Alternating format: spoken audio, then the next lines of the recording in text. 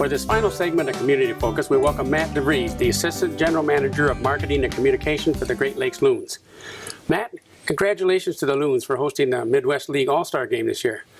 Give us some details of the game, the events surrounding that game. Yeah, so we were really excited to bring the All-Star Game back to Midland. We had it in 2008 after the team was first founded a year before that in 2007. And it came around a couple years ago, and we were thinking, what's something else we can do to kind of inject some energy into the team and get the community excited about something going on at Dow Diamond. And so we decided to bring the All-Star Game back, and we're extremely excited to have a two-day event surrounding the All-Star Game. So it's not just a game on Tuesday night. We're excited to have tons of events surrounding that. We've got that pregame tailgate that's going to be happening on the front lawn of the ballpark. That happens on Monday, and that really kicks the whole festivities off. And we're going to have a high school all-star game included in the events as well, a home run derby. We have a free community concert that's going to be happening on Tuesday night after the home run derby, and then it all wraps up with the all-star game on Tuesday night. And it's a packed 2 days of events, and we're looking forward to hosting it. Just to clarify, the pregame or the home run derby is on Monday. Correct. And the All-Star game is on Tuesday, but there is a high school All-Star game on Monday night. So there's a schedule of events both for Monday from mid-afternoon on to late in the evening, the concert, and then on the day of the All-Star game. Ballpark is open what time on the 20th, the day of the All-Star game? So the ballpark's going to open at 4 o'clock on Tuesday, so the day of the Midwest League All-Star Game, the 53rd annual Midwest League All-Star Game. And the reason we're opening it at 4 o'clock as opposed to 6 o'clock is we want it to be accessible to the community. We want families and baseball fans alike to be able to get in early.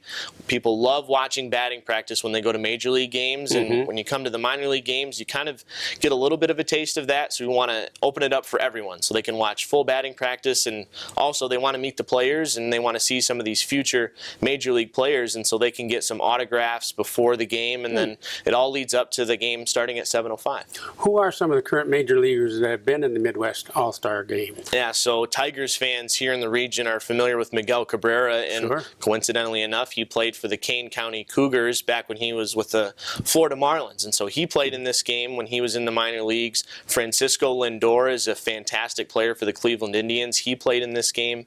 Noah Syndergaard is another famous player. He's a pitcher for the New York Mets. He played in this game as well. So the list goes on and on with all of the former Midwest League players now in the majors, and there's so many future major leaguers that are going to be playing in this year's game too. Any of the players that the Loons fan would recognize that will be playing in this game? Well, Carlos Rincon is a big power hitter for the Loons, and fans in the region might be familiar with him, but some names that are familiar to baseball fans in general, maybe Vladimir Guerrero used to be a longtime major league player. His son is playing for the Lansing Lugnuts, and Dante Bichette was a famous major league player as well. His son's playing for the Lansing Lugnuts as well. So there's some lineage with some of the former major league players that are going to potentially be coming to Midland mid-June.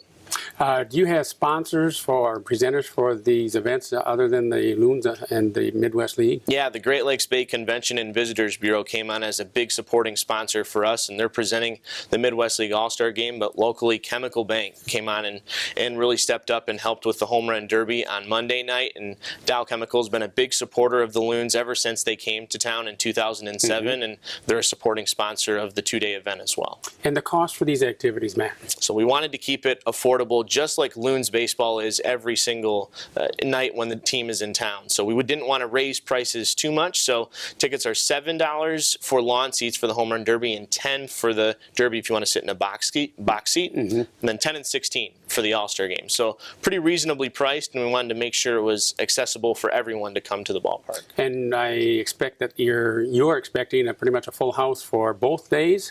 Fingers crossed. I mean, that's the goal. So we're hoping to have a really big crowd for the home run derby. Fans will still be able to get some tickets as that event gets closer, but the All-Star game, we are expecting a sellout, so you want to make sure to get your tickets early and make sure you reserve your spot once that Tuesday event is ready to kick off. Do season tickets ticket holders have any preference for seats in either of those days, or is it first come, first served? When you do book a season ticket with us, you get all the benefits and ancillary benefits that come with that. And so if you book a season ticket, we'll be happy to work with you to get you a spot for the Midwest League All-Star Game and the Home Run Derby. So yes, don't want to call it preferential treatment, but we like to take care of our season ticket holders and our supporters that have been with us for a long time. How about fireworks? Fireworks are happening on Tuesday night, so it's something that we like to do with all of our biggest games of the season, and with the Midwest League All-Star Game, it's a pretty big event for us, and we want to cap it off with probably what's going to be our best fireworks show of the season. We want to give people the most bang for their buck. Well, the All-Star Game is certainly a highlight, but what are some of the other community events that Loons have planned? Yeah, so we have a full schedule like we do every single season. We have 70 home games, and we're right in the middle of the season right now, getting ready to wrap up the first half in just a little bit. But we also open the ballpark for a lot of community events. We actually just had the DARE graduation at the ballpark a week ago, which was really exciting for us. We have that every single year, but we also try and open it up for kids as well. We have School Kids Days in May where we partner with local schools and allow them to have a field trip to the ballpark and get out of school for a little bit and experience the ballpark. So we try and just get out in the community as much as possible, send Louie Loon, our mascot, out there and do as many different appearances as we can. Well, where can folks get more detailed information about the All-Star Game, where they can purchase tickets to any of these events? Sure. You can go to loons.com. It's the Loons official website, and all the information's right there. It's on our homepage and under our ticket tab as well. You just click on the 2017 Midwest League All-Star Game link. Well, Matt, thank you for joining us and telling us about the All-Star Game and the accompanying activities. We're glad that you joined us for the June installment of Community Focus.